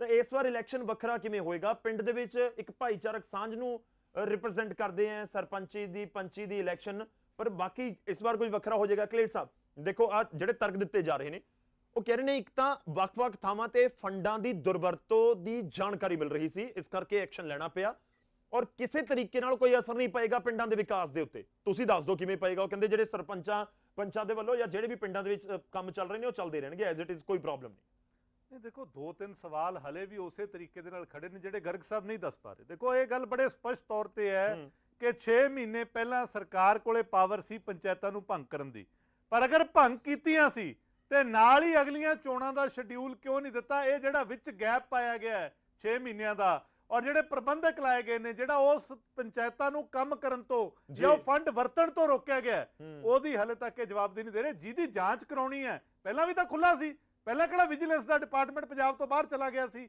ਹਾਲਾਂਕਿ ਉਹ ਗੱਲ ਹੋਰ ਹੈ ਕਿ ਉਹ ਡਿਪਾਰਟਮੈਂਟ ਤੋਂ ਜਿਹੜਾ ਕੰਮ ਲੈਣਾ ਚਾਹੀਦਾ ਸੀ ਉਹ ਨਹੀਂ ਲਿਆ ਜਾ ਰਿਹਾ, ਉਹਨੂੰ ਹੋਰ ਪਾਸੇ ਵਿਰੋਧੀਆਂ ਦੇ ਖਿਲਾਫ ਲੱਗੇ ਹੋਏ ਸੀ। ਪਰ ਜੇ ਕਿਸੇ ਪੰਚਾਇਤ ਦਾ ਕੋਈ ਘਪਲਾ ਹੋ ਤਾਂ ਜਾਂਚ ਪਹਿਲਾਂ ਵੀ ਹੋ ਸਕਦੀ ਸੀ। ਸੋ ਇਸ ਤਰੀਕੇ ਦੇ ਨਾਲ ਭੰਗ ਕਰਕੇ ਪ੍ਰਬੰਧਕ ਲਾ ਕੇ ਇਹ ਕਿਹੜੀ ਐਸੀ ਜਾਂਚ ਹੈ ਜਿਹੜੀ ਪਹਿਲਾਂ ਨਹੀਂ ਹੋ ਸਕਦੀ ਸੀ? ਔਰ ਜਿਹੜੀ ਦੂਸਰੀ ਵੱਡੀ ਗੱਲ ਹੈ, ਦੇਖੋ ਆਪਾਂ ਉਹਨਾਂ ਨੂੰ ਫਾਇਦਾ ਪੁੱਛ ਰਹੇ, ਤੁਸੀਂ ਨੁਕਸਾਨ ਦੱਸ ਦਿਓ ਨਾ। ਨੁਕਸਾਨ 5 ਮਹੀਨੇ ਪਹਿਲਾਂ ਭੰਗ ਕਰਨ ਦਾ ਨੁਕਸਾਨ ਕੀ ਹੋ ਗਿਆ? ਤੁਸੀਂ ਮੈਨੂੰ ਇਹ ਦੱਸੋ ਜੀ, ਪਿੰਡਾਂ ਦੇ ਵਿੱਚ ਵੈਰੀਫਿਕੇਸ਼ਨ ਕੌਣ ਕਰੂਗਾ? ਆ ਗਰਗ ਸਾਹਿਬ ਰੋਜ਼ ਪਿੰਡਾਂ 'ਚ ਰਹਿੰਦੇ ਨੇ, ਕਿੱਥੋਂ ਕਰਾਉਣਗੇ ਲੋਕ? ਆਮ ਜਿਹੜੀ ਕਿਸੇ ਦੇ ਪਾਸਪੋਰਟ ਦੀ ਵੈਰੀਫਿਕੇਸ਼ਨ ਹੈ, ਨੂੰ 4-5 ਮਹੀਨੇ ਖੱਜਲ ਖੁਆਰਨਾ ਪੈਣਾ ਹੈ, ਇਹ ਸਾਰੀਆਂ ਚੀਜ਼ਾਂ ਜਿਹੜੀਆਂ ਪ੍ਰੈਕਟੀਕਲ ਡਿਫਿਕਲਟੀਜ਼ ਹੈ ਸਾਨੂੰ ਇਹ ਵੀ ਦੇਖਣੀਆਂ ਚਾਹੀਦੀਆਂ ਨੇ। ਔਰ ਦੂਸਰੀ ਜਿਹੜੀ ਗੱਲ ਹੈ, ਦੇਖੋ ਗਰਗ ਸਾਹਿਬ ਕਹਿੰਦੇ ਵੀ ਜਿੱਦਾਂ ਜਲੰਧਰ ਦੀ ਚੋਣ ਸ਼ਾਂਤੀਮਈ, ਦੇਖੋ ਆਹ ਬੰਨੇ ਹੱਥ, ਜੇ ਜਲੰਧਰ ਵਾਂਗੂ ਚੋਣ ਕਰਾਉਣੀ ਹੈ ਫਿਰ ਮੈਨੂੰ ਲੱਗਦਾ ਪੰਚਾਇਤਾਂ ਦੇ ਪੱਕੇ ਤੌਰ ਤੇ ਪ੍ਰਬੰਧਕ ਲਾ ਦਿਓ, ਕਿਉਂਕਿ ਜਲੰਧਰ 'ਚ ਜੋ ਕੁਝ ਹੋਇਆ ਉਹ ਮੀਡੀਆ ਨੇ ਵੀ ਕਵਰ ਕੀਤਾ, ਆਪਾਂ ਸਾਰਿਆਂ ਨੇ ਦੇਖਿਆ। ਸੋ ਜੇ ਜਲੰਧਰ ਵਰਗੇ ਰਾਹ ਤੇ ਆਪਾਂ ਫਿਰ ਉਹ ਰਹਿਣ ਦੀਏ। ਗਰਗ ਸਾਹਿਬ ਬੁਨਿਆਦੀ ਸਵਾਲ ਇੱਕ ਹੈ ਕਿ ਜਿਹੜੇ ਲੋਕਾਂ ਨੇ, ਤੁਸੀਂ ਡੈਮੋਕ੍ਰੇਸੀ ਦੇ ਵਿੱਚ ਬਿਲੀਵ ਕਰਦੇ ਹੋ, 5 ਸਾਲ ਲਈ ਸਰਪੰਚ ਪੰਚ ਚੁਣੇ, ਐਸੀ ਕਿਹੜੀ ਪਾਵਰ ਹੈ ਜਿਹੜੀ ਉਹਨਾਂ ਨੂੰ ਉਹਨਾਂ ਦੀ ਟਰਮ ਪੂਰੀ ਕਰਨ ਨਹੀਂ ਦੇ ਰਹੀ? ਔਰ ਤੁਸੀਂ ਇੱਕ ਨਵੀਂ ਪਿਰਤ ਪਾ ਰਹੇ ਹੋ ਗਾਹਾਂ ਨੂੰ, ਇਹ ਚੀਜ਼ਾਂ ਇਹਦੇ ਸਟੈਪ ਸ਼ੂਜ਼ ਬਣਾਓਗੇ ਤੁਸੀਂ, ਔਰ ਗਲਤ ਨਹੀਂ ਹੁੰਦਾ ਫਿਰ ਫੋਲੋ ਹੋਣਗੀਆਂ। ਨਹੀਂ, ਇਹ ਨਹੀਂ ਹੁੰਦਾ ਕਿ ਜਿਹੜੀ ਪੰਚਾਇਤਾਂ ਭੰਗ ਕਰ ਦਿੱਤੀਆਂ ਜਾਣ। ਕਈ ਵਾਰ ਇਹ ਵੀ ਹੁੰਦਾ ਕਿ ਸਮਾਂ ਲੰਘ ਜਾਂਦਾ ਹੈ ਕਿ 5 ਸਾਲ ਹੋ ਗਏ, ਉਸ ਤੋਂ ਬਾਅਦ ਨਗਰ ਨਿਗਮ ਜਾਂ ਨਗਰ ਕੌਂਸਲ ਦੇ ਇਲੈਕਸ਼ਨ ਹੋਏ ਨਹੀਂ, 6-6 ਮਹੀਨੇ ਨਿਕਲ ਜਾਂਦੇ ਨੇ। ਦੇਖੋ ਗੌਰਵ ਜੀ, ਜਿਹੜਾ ਇੱਕ ਡੈਮੋਕ੍ਰੈਟਿਕ ਕਦਰਾਂ ਕੀਮਤਾਂ ਨੇ ਉਹਨਾਂ ਦਾ ਘਾਣ ਨਹੀਂ ਹੋਣਾ ਚਾਹੀਦਾ। ਜਦੋਂ ਕਿਸੇ ਦੀ ਟਰਮ ਪਈ ਹੈ ਉਹਦੀ ਟਰਮ ਉਹਨੂੰ ਪੂਰੀ, ਦੇਖੋ ਜੇ ਇਲੈਕਸ਼ਨ ਨਹੀਂ ਹੋਈ ਉਹ ਕਿਹਦੇ ਫੇਲਿਅਰ ਕਰਕੇ ਨਹੀਂ ਹੁੰਦੀ? ਸਰਕਾਰ ਦੇ ਫੇਲਿਅਰ ਕਰਕੇ ਨਹੀਂ ਹੁੰਦੀ। ਸਰਕਾਰ ਇਲੈਕਸ਼ਨ ਨਹੀਂ ਕਰਾ ਪਾਉਂਦੀ, ਪਰ ਜਿਹੜੀ ਲੋਕਾਂ ਨੇ ਵੋਟਾਂ ਪਾਈਆਂ ਨੇ, ਦੇਖੋ ਗਰਗ ਸਾਹਿਬ ਇਸ ਗੱਲ ਦਾ ਜਵਾਬ ਲੈ ਲੈਣੇ। ਅਗਰ ਕੱਲ ਨੂੰ ਕੇਂਦਰ ਦੀ ਸਰਕਾਰ ਪੰਜਾਬ ਦੀ ਸਰਕਾਰ ਨੂੰ ਟਾਈਮ ਤੋਂ ਪਹਿਲਾਂ ਭੰਗ ਕਰ ਦੇ, ਕੀ ਇਹ ਸਵਾਗਤ ਕਰਨਗੇ ਉਸ ਫੈਸਲੇ ਦਾ? ਆਵਾਜ਼ ਪਹੁੰਚ ਰਹੀ ਹੋਣੀ, ਜਵਾਬ ਦੇਣੇ ਪੈਣਗੇ। ਗਰਗ ਸਾਹਿਬ ਜਵਾਬ ਦੇ ਦਿਓ। ਨੀਲ ਗਰਗ ਜੀ, ਨੀਲ ਗਰਗ ਜੀ, ਮੇਰੀ ਆਵਾਜ਼ ਆ ਰਹੀ ਹੈ ਤੁਹਾਡੇ ਤੱਕ? ਚਲੋ ਲੱਗ ਰਿਹਾ ਉਹਨਾਂ ਤੱਕ ਆਵਾਜ਼ ਨਹੀਂ ਪਹੁੰਚ ਰਹੀ, ਮੈਂ ਦੁਬਾਰਾ ਉਹਨਾਂ ਦਾ ਰੁਖ ਕਰਾਂਗਾ। ਮੈਂ ਇੱਕ ਵਾਰ ਚੰਨੀ ਜੀ ਦਾ ਔਰ ਖੜਿਆਲ ਸਾਹਿਬ ਦਾ ਰੁਖ ਕਰਦਾ। ਖੜਿਆਲ ਸਾਹਿਬ, ਤੁਹਾਡੇ ਪੁਆਇੰਟ ਦੇ ਉੱਤੇ ਉਹਨਾਂ ਨੇ ਜ਼ਿਕਰ ਵੀ ਕਰ ਦਿੱਤਾ। ਗੱਲ ਇਹ ਹੈ ਕਿ ਤੁਸੀਂ ਫਾਇਦੇ ਦਾ ਜ਼ਿਕਰ ਕਰ ਰਹੇ ਹੋ, ਉਹ ਕਹਿ ਰਹੇ ਕਿ ਨੁਕਸਾਨ ਕੀ। ਦੂਜੇ ਪਾਸੇ ਇਹ ਵੀ ਹੈ ਕਿ ਵਾਕਈ ਹੀ ਪਿੰਡਾਂ ਦੇ ਵਿੱਚ ਜੋ ਉਹਨਾਂ ਨੇ ਤਰਕ ਦਿੱਤਾ ਹੈ ਕਿ ਪਿੰਡਾਂ ਦੇ ਵਿੱਚ ਦੁਰਵਰਤੋਂ ਦੇ ਜਾਣਕਾਰੀ ਸਾਡੇ ਕੋਲ ਪਹੁੰਚ ਰਹੀ ਸੀ, ਇਸ ਕਰਕੇ ਅਸੀਂ ਐਕਸ਼ਨ ਲਿਆ, ਔਰ ਜਦੋਂ ਅਸੀਂ ਇਲੈਕਸ਼ਨ ਕਰਾਵਾਂਗੇ ਬਿਲਕੁਲ ਫੇਅਰ ਇਲੈਕਸ਼ਨ ਹੋਏਗਾ। ਗੌਰਵ ਜੀ, ਐ ਹੈ ਕਿ ਆਮ ਆਦਮੀ ਪਾਰਟੀ ਦੀ ਸਰਕਾਰ ਨੂੰ ਨਾ ਆਪਣੇ ਦੋਹਰੇ ਮਾਪਦੰਡ ਤਿਆਗ ਦੇਣੇ ਚਾਹੀਦੇ ਹੈ। ਮੈਂ ਆਮ ਆਦਮੀ ਪਾਰਟੀ ਦੀ ਸਰਕਾਰ ਨੂੰ ਐਕਸਪੋਜ਼ ਕਰ ਦੇਣਾ ਹੈ ਡਿਬੇਟ ਦੇ ਵਿੱਚ। ਇਹਨਾਂ ਨੇ ਕੀ ਕਿਹਾ, ਕਹਿੰਦੇ ਫੰਡਸ ਦਾ ਨਾ ਦੁਰਉਪਯੋਗ ਹੋਇਆ, ਤਾਂ ਕਰਕੇ ਅਸੀਂ ਪੰਚਾਇਤ ਹੀ ਸਕ੍ਰੈਪ ਕਰਤੀ, ਜਿਹੜੇ ਸਰਪੰਚ ਸੀਗੇ ਸਾਰੇ ਡਿਸੋਲਵ ਕਰਤੇ। ਜੇ ਇਹ ਗੱਲ ਸੱਚ ਹੈ ਤਾਂ ਗਰਗ ਸਾਹਿਬ ਇਹ ਗੱਲ ਤਾਂ ਦੱਸ ਦਿਓ, ਕਿੰਨੇ ਪਰਚੇ ਕਰਤੇ, ਕਿੰਨੇ ਪਰਚੇ ਹੋਏ ਦੱਸੋ। ਦੂਜਾ, ਕਿੰਨੇ ਤੁਸੀਂ ਜਿਹੜੇ ਸਰਪੰਚ ਇਨਵੋਲਵ ਸੀਗੇ, ਜੇ ਤੁਸੀਂ ਕਹਿ ਰਹੇ ਹੋ ਫੰਡਾਂ ਦਾ ਦੁਰਉਪਯੋਗ ਹੋਇਆ ਹੈ, ਮਿਸਯੂਜ਼ੇਜ ਹੋਈ ਹੈ, ਤਾਂ ਕਿੰਨੇ ਸਰਪੰਚ ਫੜ ਕੇ ਅੰਦਰ ਕਰਤੇ ਤੁਸੀਂ।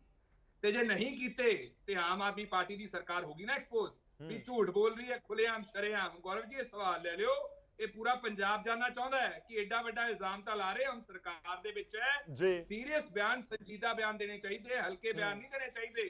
ਤੇ ਜੇ ਇਹ ਬਿਆਨ ਦੇ ਰਹੇ ਹੈ ਤਾਂ ਇਹ ਦੱਸਣ ਵੀ ਕਿੰਨਿਆਂ ਖਿਲਾਫ ਐਕਸ਼ਨ ਹੋ ਗਿਆ। ਤੰਤਰ ਸਾਰਾ ਤੁਹਾਡੇ ਕੋਲੇ, ਵਿਜੀਲੈਂਸ ਤੁਹਾਡੇ ਕੋਲੇ, ਪੁਲਿਸ ਤੁਹਾਡੇ ਕੋਲੇ, ਸਰਕਾਰ ਤੁਹਾਡੇ ਕੋਲੇ, ਤੇ ਉਹਦੇ ਬਾਵਜੂਦ ਵੀ ਜੇ ਇਲਜ਼ਾਮ ਲਾ ਕੇ ਤੁਸੀਂ ਕਰ ਕੁਝ ਨਹੀਂ ਰਹੇ ਹੋ, ਫਿਰ ਆਮ ਆਦਮੀ ਪਾਰਟੀ ਦੀ ਸਰਕਾਰ ਐਕਸਪੋਜ਼ ਹੁੰਦੀ ਹੈ। ਤੇ ਨਾਲ ਮੈਂ ਇੱਕ ਹੋਰ ਗੱਲ ਦੱਸਦਾ, ਇਹਨਾਂ ਨੇ ਕੀ ਕਿਹਾ, ਚਲੋ ਫॉर द ਸੇਕ ਆਫ ਆਰਗੂਮੈਂਟਸ ਲਾ ਲੈਣੇ ਗੌਰਵ ਜੀ ਕਿ ਕਿਤੇ ਦੁਰਉਪਯੋਗ ਹੋ ਗਿਆ, ਹਾਲਾਂਕਿ ਐਕਸ਼ਨ ਕੋਈ ਨਹੀਂ ਲਿਆ।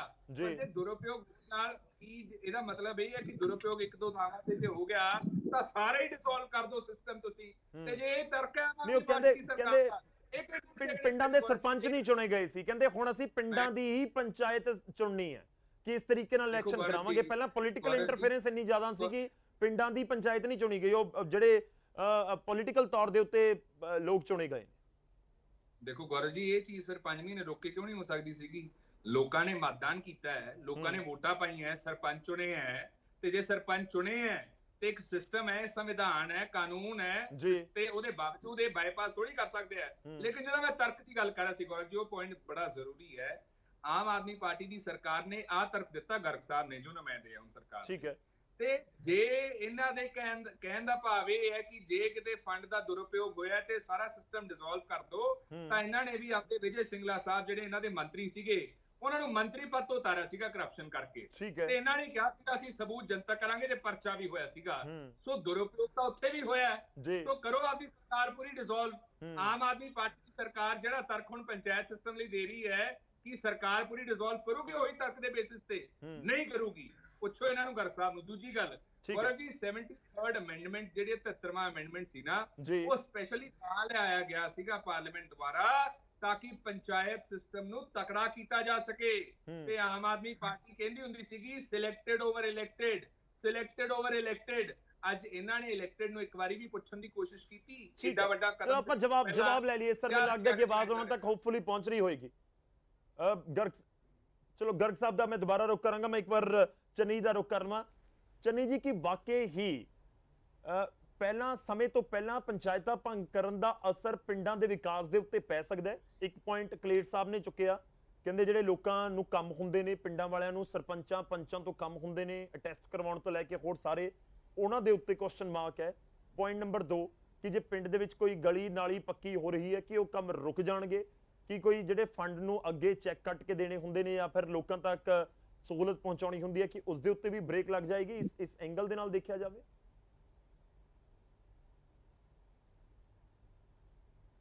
ਦੇਖੋ ਗੌਰਵ, ਬਿਲਕੁਲ ਨਿਰਾ ਆਧਾਰ ਜਿਹੜੇ ਇਹਨਾਂ ਨੇ ਕਾਰਨ ਇਹ ਦੱਸ ਰਹੇ ਨੇ, ਉਹਨਾਂ ਦਾ ਕੋਈ ਬੇਸ ਟੋਟਲੀ ਨਹੀਂ ਬਣਦਾ। ਹੁਣ ਤੁਸੀਂ ਇਹ ਦੇਖੋ ਵੀ ਇੱਕ ਤਾਂ ਇਹਨਾਂ ਨੇ ਕਲੰਕਿਤ ਕਰਤਾ 1 ਲੱਖ ਤੋਂ ਉੱਪਰ ਜਿਹੜੇ ਪੰਚ ਸਰਪੰਚ ਨੇ ਵੀ ਤੁਸੀਂ ਸਾਰੇ ਦਾਗੀ ਹੈ ਤੇ ਅਸੀਂ ਤੁਹਾਡੀਆਂ ਸਾਰੀਆਂ ਆਲ ਥਰੂ ਦੀ ਸਟੇਟ ਸਾਰੀਆਂ ਜਿਹੜੀਆਂ ਪੰਚਾਇਤਾਂ ਨੇ ਡਿਸੋਲਵ ਕਰ ਦੇਣ। ਹੁਣ ਜਿਹੜਾ ਪੰਜ ਸਰਪੰਚ ਮੈਨੂੰ ਆਵਾਜ਼ ਟੁੱਟ ਕੇ ਆ ਰਹੀ ਹੈ ਗੌਰਵ ਜੀ ਦੀ, ਕੁਝ ਡੀਡੀਪੀਓ ਸਾਰੇ ਹੁੰਦੇ ਨੇ। ਜੀ ਚੰਨੀ ਜੀ ਕੰਪਲੀਟ ਕਰ ਲਓ। ਇੱਕ ਸੈਕਿੰਡ ਗਰਗ ਸਾਹਿਬ।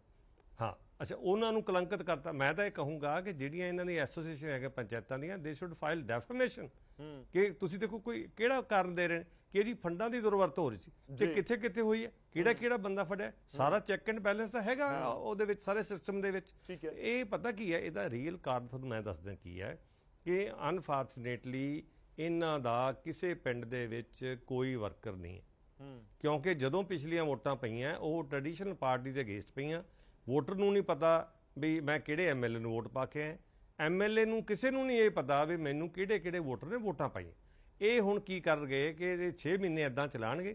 6 ਮਹੀਨਿਆਂ ਦੇ ਵਿੱਚ ਆਪਣੇ ਇਹ ਤਾਂ ਕਹਿੰਦੇ ਨਾ ਅਸੀਂ ਸਿਆਸੀ ਪਾਰਟੀਆਂ ਤੋਂ ਪਰੇ ਕਰ ਰਹੇ ਹਾਂ। ਇਹ ਇੱਕ ਨਵੀਂ ਸਿਆਸੀ ਧਿਰ ਪਿੰਡਾਂ ਦੇ ਵਿੱਚ ਖੜੀ ਕਰਕੇ ਆਪਦੀ ਧਿਰ ਬਣਾ ਕੇ, ਇਹ ਜਿਹੜਾ ਕਹਿ ਰਹੇ ਨੇ 5-5 ਲੱਖ, ਇਹ ਤਾਂ ਪਹਿਲਾਂ ਵੀ ਚੱਲਦਾ ਸੀ, ਕੋਈ ਨਵੀਂ ਗੱਲ ਨਹੀਂ। ਇਹ ਇੱਕ ਨਵੀਂ ਧਿਰ ਖੜੀ ਕਰ ਰਹੇ ਨੇ ਔਰ ਜਿਹੜੀ ਕਿ ਸਭ ਤੋਂ ਕਿਉਂਕਿ ਇਹਨਾਂ ਦੀ ਧਿਰ ਹੀ ਨਹੀਂ ਹੈਗੀ ਕੋਈ। ਅਦਰਵਾਈਜ਼ ਜਿਹੜਾ ਸਾਡਾ ਪੇਂਡੂ ਬੰਦਾ ਹੈਗਾ ਉਹ they are much more advance ਹੈਗੇ ਨੇ, ਉਹਨਾਂ ਨੂੰ ਜਾਂ ਜਿਹੜਾ ਸੋਸ਼ਲ ਮੀਡੀਆ ਹਰ ਚੀਜ਼ ਦਾ ਪਤਾ। ਇਹ ਕੋਈ ਇਹ ਨਹੀਂ ਕਹਿ ਸਕਦੇ ਵੀ ਉੱਥੇ ਕੋਈ ਉਹਨਾਂ ਨੂੰ ਕਿਸੇ ਗੱਲ ਦਾ ਨਹੀਂ ਪਤਾ, ਪਰ ਇਹ ਜਿਹੜੀ ਇਹਨਾਂ ਨੇ ਪਿਰਤ ਪਾਈ ਹੈਗੇ ਇਹ ਬਹੁਤ ਮਾੜੀ ਹੈ। ਔਰ ਦੂਸਰੀ ਇਹ ਜਿਸ ਤਰ੍ਹਾਂ ਆਪਾਂ ਸਾਰੇ ਕਹਿ ਰਹੇ, ਜੇ ਕੱਲ ਨੂੰ 6 ਮਹੀਨੇ ਪਹਿਲਾਂ ਇਹਨਾਂ ਦੀ ਸਰਕਾਰ ਭੰਗ ਕਰਤੀ ਫਿਰ ਕਹਿਣਗੇ ਠੀਕ ਹੈ। ਕੀ ਮਤਲਬ ਇਹ ਕੀ ਮੈਸੇਜ ਦੇਣਾ ਚਾਹੁੰਦੇ ਆ ਕਿ ਕਿਹੜੀ ਸਾਰੀਆਂ ਸੂਬਾ ਸਰਕਾਰਾਂ, ਸਾਰੀਆਂ ਜ਼ਿਲ੍ਹਾ ਪ੍ਰੀਸ਼ਦ, ਸਾਰੀਆਂ ਪੰਚਾਇਤਾਂ ਕੀ ਇਹ 6 ਮਹੀਨੇ ਪਹਿਲਾਂ ਆ ਕੇ ਗੜਬੜ ਕਰਦੇ ਨੇ? Everybody is accountable. ਜਵਾਬ ਲਈ ਮੈਂ ਕੋਸ਼ਿਸ਼ ਕਰਦਾ ਕਿ ਗਰਗ ਸਾਹਿਬ ਤੱਕ ਤੁਹਾਡੀ ਵੀ ਗੱਲ ਪਹੁੰਚ ਸਕੇ। ਸੋ ਇਹ ਮੇਰੀ ਠੀਕ ਹੈ, ਤੁਹਾਡਾ ਪੁਆਇੰਟ ਆ ਗਿਆ ਸਰ। ਮੇਰੀ ਉਮੀਦ ਹੈ, ਮੈਨੂੰ ਉਮੀਦ ਹੈ ਕਿ ਇਹ ਜ਼ਰੂਰ ਆਵਾਜ਼ ਉਹਨਾਂ ਤੱਕ ਪਹੁੰਚ ਗਈ। ਗਰਗ ਸਾਹਿਬ ਆਵਾਜ਼ ਆ ਰਹੀ ਹੈ ਮੇਰੀ? ਮੈਨੂੰ ਤੁਹਾਡੀ ਆਵਾਜ਼ ਆ ਰਹੀ ਹੈ ਕੁਝ। ਠੀਕ ਹੈ, ਮੈਂ ਥੋੜਾ ਜਿਹਾ ਤੁਹਾਨੂੰ ਕਲੀਅਰ ਕਰਦਾ ਕਿ ਵਿਰੋਧੀ ਇਸ ਸਮੇਂ ਕੀ ਕਹਿ ਰਹੇ ਨੇ, ਸ਼ਾਇਦ ਉਹਨਾਂ ਦੀ ਆਵਾਜ਼ ਤੁਹਾਡੇ ਤੱਕ ਨਹੀਂ ਪਹੁੰਚੀ। ਪੁਆਇੰਟ ਨੰਬਰ 1 ਇਹ ਹੈ ਕਿ ਜੇਕਰ ਸੈਂਟਰ ਦੀ ਸਰਕਾਰ ਸੇਮ ਫੈਸਲਾ ਲਵੇ ਸਟੇਟ ਗਵਰਨਮੈਂਟ ਨੂੰ ਲੈ ਕੇ, ਫਿਰ ਤੁਸੀਂ ਕੀ ਕਰੋਗੇ? ਦੂਜਾ ਪੁਆਇੰਟ ਤੁਹਾਡੇ ਵਿਰੋਧੀ ਚੁੱਕ ਰਹੇ ਨੇ ਕਿ ਜਿਹੜਾ ਤੁਸੀਂ ਕਹਿ ਰਹੇ ਹੋ ਕਿ ਦੁਰਵਰਤੋਂ ਫੰਡਾਂ ਦੀ ਹੋ ਰਹੀ ਸੀ, ਇਸ ਕਰਕੇ ਅਸੀਂ ਫੈਸਲਾ ਲਿਆ, ਤਾਂ ਫਿਰ ਪਰਚਾ ਕਿਉਂ ਨਹੀਂ ਹੋਇਆ ਜਾਂ ਕਿੱਥੇ ਹੋ ਰਹੀ ਹੈ ਦੱਸੋ। ਤੇ ਤੀਜਾ ਪੁਆਇੰਟ ਇਹ ਵੀ ਚੁੱਕ ਰਹੇ ਨੇ, ਜਿਹੜਾ ਤੁਸੀਂ ਪੁਆਇੰਟ ਚੁੱਕਿਆ ਕਿ ਪਹਿਲਾਂ ਪਿੰਡਾਂ ਦੀ ਪੰਚਾਇਤਾਂ ਨਹੀਂ ਚੁਣੀਆਂ ਗਈਆਂ, ਤੇ ਤੁਹਾਡੇ ਵਿਰੋਧੀ ਕਹਿ ਰਹੇ ਨੇ ਕਿ ਤੁਹਾਡੇ ਕੋਲ ਵਰਕਰ ਨਹੀਂ ਹੈਗੇ, ਪਿੰਡਾਂ ਦੇ ਵਿੱਚ ਵਰਕਰ ਨਹੀਂ ਹੈਗੇ, ਇਸ ਕਰਕੇ ਤੁਸੀਂ 6 ਮਹੀਨੇ ਦੇ ਵਿੱਚ ਉਹ ਵਰਕਰ ਵਾਲਾ ਪੂਰਾ ਪਾਰਟੀ ਬਣਾਉਣ ਦੀ ਉੱਥੇ ਕੋਸ਼ਿਸ਼ ਕਰੋਗੇ ਕਿ ਉਸ ਤੋਂ ਬਾਅਦ ਜਾ ਕੇ ਇਲੈਕਸ਼ਨ ਹੋਣ। ਨਹੀਂ ਦੇਖੋ ਗੌਰਵ ਜੀ, ਇਹ ਤਾਂ ਕਿੰਨੀ ਹਾਸੋਹੀਣੀ ਗੱਲ ਹੈ ਕਿ ਸਾਡੇ ਕੋਲੇ ਵਰਕਰ ਹੈ ਨਹੀਂ। ਉਹ ਪਾਰਟੀ ਜਿਸ ਨੇ ਥੰਪਿੰਗ ਮੈਜੋਰਟੀ ਦੇ ਨਾਲ 92 ਸੀਟਾਂ ਜਿੱਤੀਆਂ, ਵੇਵ ਦਾ ਜ਼ਿਕਰ ਕਰ ਰਹੇ ਕਹਿੰਦੇ 2022 ਚ ਵੇਵ ਸੀ, ਇਸ ਕਰਕੇ ਜਿੱਤ ਗਏ ਤੁਸੀਂ। ਧਨਾਡਾਂ ਨੂੰ ਜਿਹੜਾ ਹੈਗਾ 75 ਹਜ਼ਾਰ ਵੋਟਾਂ ਤੇ ਹਰਾਇਆ ਹੋਵੇ, ਤੇ ਉਸ ਨੂੰ ਤੁਸੀਂ ਕਹੋ ਕਿ ਇਹਨਾਂ ਕੋਲੇ ਪਾਰਟੀ ਦੇ ਵਰਕਰ ਹੈ ਨਹੀਂ, ਇਦੋਂ ਵੱਡੀ ਹਾਸੋ ਹੀ ਨਹੀਂ, ਇਦੋਂ ਵੱਡਾ ਮਖੌਲ ਹੋ ਨਹੀਂ ਸਕਦਾ। ਅੰਗਰੇਜ਼ਾਂ ਨੇ ਤਾਂ ਸਾਡੇ ਮੁਲਕ ਨੂੰ ਵੰਡਿਆ ਸੀ, ਪਰ ਪਿਛਲੇ 70 ਸਾਲਾਂ ਦੇ ਵਿੱਚ ਇਹਨਾਂ ਸਿਆਸੀ ਪਾਰਟੀਆਂ ਨੇ ਸਾਡੇ ਪਿੰਡਾਂ ਨੂੰ ਤੋੜਿਆ, ਪਿੰਡਾਂ ਨੂੰ ਵੰਡਿਆ। ਪਿੰਡਾਂ ਦੇ ਵਿੱਚ ਜਾ ਕੇ ਦੇਖੋ, ਇਹ ਤੁਹਾਡੇ ਸਿਆਸੀ ਕਰਨ ਦੇ ਚੱਕਰ ਦੇ ਵਿੱਚ ਜਿਹੜਾ ਪੰਚਾਇਤੀ ਚੋਣਾਂ ਦੇ ਦਰਮਿਆਨ ਜਿਹੜੀਆਂ ਲੋਕਾਂ ਦੇ ਵਿੱਚ ਦੁਸ਼ਮਣੀਆਂ ਪੈਂਦੀਆਂ, ਉਹ ਸਾਲਾਂ ਬੱਧੀ ਚੱਲਦੀਆਂ। ਨਾ ਕੇਵਲ ਜਾਨੀ ਕਿ ਉਹਨਾਂ ਦੇ ਦੁਸ਼ਮਣੀਆਂ ਚੱਲਦੀਆਂ, ਬਲਕਿ ਜਿੱਥੇ ਤੁਸੀਂ ਜਿਹਨੂੰ ਪਿੰਡਾਂ ਦੇ ਵਿੱਚ ਕੰਮਾਂ ਦੀ ਗੱਲ ਕਰਦੇ ਹੋ, ਜੇ ਤੁਹਾਡੇ ਵਿਰੋਧੀ ਨੇ ਤੁਹਾਨੂੰ ਵੋਟ ਨਹੀਂ ਪਾਈ, ਉੱਥੇ ਤੇ ਕੰਮ ਵੀ ਨਹੀਂ ਹੋਣ ਦਿੰਦੇ ਤੁਸੀਂ। ਇਹ ਪਿੰਡਾਂ ਦੇ ਵਿੱਚ ਆਮ ਜਾ ਕੇ ਤੁਸੀਂ ਦੇਖ ਸਕਦੇ ਹੋ ਗੌਰਵ ਜੀ, ਤੁਹਾਡੇ ਪੱਤਰਕਾਰ ਵੀ ਜਾ ਕੇ ਦੇਖ ਸਕਦੇ ਆ। ਇਸ ਕਰਕੇ ਜਿਹੜਾ ਪਿੰਡਾਂ ਦੀ ਪੰਚਾਇਤ ਦਾ ਮਹੱਤਵ ਇਹਨਾਂ ਨੂੰ ਸਮਝ ਨਹੀਂ ਆ ਸਕਦਾ। ਪਿੰਡਾਂ ਦੀ ਪੰਚਾਇਤ ਦਾ ਮਹੱਤਵ ਪਿੰਡਾਂ ਵਾਲਿਆਂ ਨੂੰ ਪਤਾ ਹੈਗਾ ਕਿ ਜੇ ਲੋਕਤੰਤਰ ਜਿਹੜਾ ਹੈਗਾ, ਜੇ ਲੋਕਤੰਤਰ ਨੂੰ ਮਜ਼ਬੂਤ ਸਮਾਂ ਬਹੁਤ ਘੱਟ ਹੈ ਪਿੱਛੇ, ਮੈਂ ਇਸ ਕਰਕੇ ਟੂ ਦਾ ਪੁਆਇੰਟ ਮੈਂ ਕੋਸ਼ਿਸ਼ ਕਰ ਰਿਹਾ ਕਿ ਟੂ ਦਾ ਪੁਆਇੰਟ ਤੁਹਾਡੇ ਤੋਂ ਸਵਾਲਾਂ ਦੇ ਜਵਾਬ ਲੈ ਸਕਾਂ। ਮੈਂ ਤੁਸੀਂ ਇਹ ਦੱਸੋ ਕਿ ਜਿਹੜਾ ਤੁਸੀਂ ਤਰਕ ਦੇ ਰਹੇ ਹੋ ਨਾ, ਤੁਹਾਡੇ ਵਿਰੋਧੀਆਂ ਨੂੰ ਇਹ ਲੱਗ ਰਿਹਾ ਹੈ ਕਿ ਫਿਰ ਕਿਵੇਂ ਇਸ ਵਾਰੀ ਅਲੱਗ ਤਰੀਕੇ ਨਾਲ ਤੁਸੀਂ ਇਲੈਕਸ਼ਨ ਕਰਵਾ ਦੇਵੋਗੇ? ਮੈਂ ਤੁਹਾਨੂੰ ਦੱਸ ਤੇ ਰਿਹਾ ਸਰ, ਇਹ ਇੱਕ ਅਲੱਗ ਕਿਸਮ ਦੀ ਰਾਜਨੀਤੀ ਹੈ। ਉਹ ਰਾਜਨੀਤੀ ਜਿਹੜੀ ਪਿੰਡਾਂ ਦੇ ਵਿੱਚ ਧੜੇਬੰਦੀ ਨਹੀਂ ਹੋਣ ਦੇਣਾ ਚਾਹੁੰਦੀ, ਉਹ ਰਾਜਨੀਤੀ ਕਲੇਰ ਸਾਹਿਬ ਕੁਝ ਕਹਿਣਾ ਚਾਹ ਰਹੇ ਨੇ ਸਰ, ਸੁਣ ਲਓ ਇੱਕ ਵਾਰੀ। ਵਿਕਾਸ ਹੋਵੇ। ਠੀਕ ਹੈ ਤੁਹਾਡਾ ਤਰਕ ਹੈ ਇਸ ਚੀਜ਼ ਨੂੰ ਲੈ ਕੇ ਕਲੇਰ ਸਾਹਿਬ? ਨਹੀਂ, ਮੈਂ ਗਰਗ ਸਾਹਿਬ ਨੂੰ ਪੁੱਛਣਾ ਚਾਹੁੰਦਾ ਕਿ ਐਸਾ ਨਵਾਂ ਕਿਹੜਾ ਫਾਰਮੂਲਾ ਲੈ ਕੇ ਆ ਰਹੇ ਹੋ? ਇਹ ਜਿਹੜਾ ਕਹਿ ਰਹੇ ਹੋ ਕਿ ਪਿੰਡਾਂ 'ਚੋਂ ਧੜੇਬੰਦੀ ਖਤਮ ਹੋ ਜਾਵੇ, ਤਾਂ ਅੱਗੇ ਵੀ ਸਰਕਾਰਾਂ ਐਲਾਨ ਕਰਦੀਆਂ ਨੇ ਕਿ ਜਿਹੜੀ ਪੰਚਾਇਤ ਸਰਬਸੰਮਤੀ ਕਰ ਲੂਗੀ ਉਹਨੂੰ ਇਨਾਮ ਮਿਲੂ, ਅੱਗੇ ਵੀ ਮਿਲਦਾ ਹੈ। ਇਹ ਕੋਈ ਨਵੀਂ ਚੀਜ਼ ਨਹੀਂ ਗਰਗ ਸਾਹਿਬ। ਦੂਜੀ ਮੈਨੂੰ ਇਹ ਦੱਸ ਦਿਓ ਵੀ ਸਰਪੰਚਾਂ ਨੂੰ ਹਟਾ ਕੇ ਪੰਚਾਇਤਾਂ ਨੂੰ ਭੰਗ ਕਰਕੇ ਜਿਹੜੇ ਪ੍ਰਬੰਧਕ ਲਾਏ ਨੇ, ਕੀ ਪਿੰਡਾਂ 'ਚ ਧੜੇਬੰਦੀ ਉਹਦੇ ਨਾਲ ਖਤਮ ਹੋ ਜਾਊਗੀ? ਜਾਂ ਤਾਂ ਤੁਸੀਂ ਕਹੋ ਜੀ ਅਸੀਂ ਤਾਂ ਨਵਾਂ ਫਾਰਮੂਲਾ ਲੈ ਕੇ ਆ ਰਹੇ ਹਾਂ, ਅਸੀਂ ਤਾਂ ਪੰਚਾਇਤੀ ਇਲੈਕਸ਼ਨ ਹੀ ਬੰਦ ਕਰ ਰਹੇ ਹਾਂ, ਪਿੰਡ ਦੇ ਵਿੱਚ ਪ੍ਰਬੰਧਕ ਹੋਇਆ ਕਰੂ। ਮਤਲਬ ਧੜੇਬੰਦੀ ਕਿਸ ਤਰੀਕੇ ਤੁਸੀਂ ਖਤਮ ਕਰ ਦੋਗੇ? ਕਿਹੜਾ ਐਸਾ 70 ਸਾਲ ਤੋਂ ਜਿਹੜਾ ਬਾਅਦ ਵਾਲਾ ਤੁਸੀਂ ਨਵਾਂ ਫਾਰਮੂਲਾ ਲੈ ਕੇ ਆਏ ਹੋ? ਸੋ ਹਾਸੋ ਹੀ ਨਹੀਂ ਗੱਲ ਗਰਗ ਸਾਹਿਬ। ਨਹੀਂ ਕਹਿੰਦੇ ਜਿਹੜੀ ਤੁਸੀਂ ਧੜੇਬੰਦੀ ਸਿੱਧਾ ਕਹਿ ਰਹੇ ਨੇ, ਕਹਿੰਦੇ ਜਿਹੜੀ ਕਾਂਗਰਸ ਨੇ, ਅਕਾਲੀ ਦਲ ਨੇ, ਬੀਜੇਪੀ ਰਵਾਇਤੀ ਪਾਰਟੀਆਂ ਦਾ ਜ਼ਿਕਰ ਕਰ ਰਹੇ ਨੇ, ਜਿਨ੍ਹਾਂ ਨੇ ਧੜੇਬੰਦੀ ਕੀਤੀ ਹੈ ਉਹੀ ਅਸੀਂ ਖਤਮ ਕਰਨੀ। ਮੈਂ ਗੌਰਵ ਕਿਉਂ ਧੜੇਬੰਦੀ ਇਸ ਵਾਰ ਨਹੀਂ ਹੋਊਗੀ? ਲੋਕ ਆਪਣਾ ਪੰਚ ਸਰਪੰਚ ਚੁਣਨਗੇ ਪਿੰਡ ਦੇ ਵਿੱਚ। ਗੌਰਵ ਜੀ, ਮੈਂ ਬੜੇ ਸਪਸ਼ਟ ਤੌਰ ਤੇ ਕਹਿ ਦਿੰਦਾ ਕਿ ਪੰਜਾਬ ਦੀਆਂ ਤੁਸੀਂ ਅੱਜ ਲਾਈਨਾਂ ਖੋਲ ਦਿਓ। ਪੰਜਾਬ ਦੇ ਪਿੰਡਾਂ ਦੇ ਵਿੱਚ ਦੇਖੋ, ਜਿਹਦੀ ਪਾਰਟੀ ਬਾਜ਼ੀ ਦੀ ਇਲੈਕਸ਼ਨ ਹੈ, ਉਹ ਜਾਂ ਐਮਐਲਏ ਦੀ ਹੈ, ਜਾਂ ਕਿਸੇ ਹੱਦ ਤੱਕ ਬਲਾਕ ਸੰਮਤੀਆਂ, ਜ਼ਿਲ੍ਹਾ ਪ੍ਰੀਸ਼ਦ ਹੋ ਸਕਦੀਆਂ ਨੇ, ਜਾਂ ਮੈਂਬਰ ਪਾਰਲੀਮੈਂਟ ਦੀ ਹੈ। ਸਰਪੰਚੀ ਦੀ ਚੋਣ ਪਾਰਟੀ ਬਾਜ਼ੀ ਤੋਂ ਉੱਪਰ ਉੱਠ ਕੇ ਹੈ। ਤੁਸੀਂ ਲਾਈਨਾਂ ਖੋਲ ਦੋ, ਪੰਜਾਬ ਦੇ ਲੋਕ ਦੱਸ ਦੇਣਗੇ। ਸੋ ਇਹ ਪਿੰਡਾਂ ਦੀ ਕਾਫ ਦੀ ਭਾਈਚਾਰਕ ਇਲੈਕਸ਼ਨ ਹੈ। ਇਹ ਪਿੰਡਾਂ ਦੇ ਆਪਣੇ ਮੁੱਦਿਆਂ ਤੇ ਹੁੰਦੀ ਹੈ, ਉਸੇ ਪਿੰਡ ਦੇ ਲੋਕ ਲੜਦੇ ਨੇ। ਕਦੇ ਦੇਖਿਆ ਮੈਨੂੰ ਗਰਗ ਸਾਹਿਬ ਇੱਕ ਐਗਜ਼ਾਮਪਲ ਦਿਖਾ ਦੇਣ, ਗੱਲਾਂ ਕਿਹੜੀਆਂ ਕਰਦੇ ਹੋ ਵੀ ਨਾਲ ਦੇ ਪਿੰਡ ਦਾ ਬੰਦਾ ਦੂਜੇ ਪਿੰਡ 'ਚ ਜਾ ਕੇ ਸਰਪੰਚ ਬਣਿਆ ਹੋਵੇ? ਇਹ ਕਿਵੇਂ ਕਹਿ ਰਹੇ ਨੇ ਕਿ ਜੀ ਉਸੇ ਪਿੰਡ ਦੇ ਲੋਕ ਬਣਨਗੇ?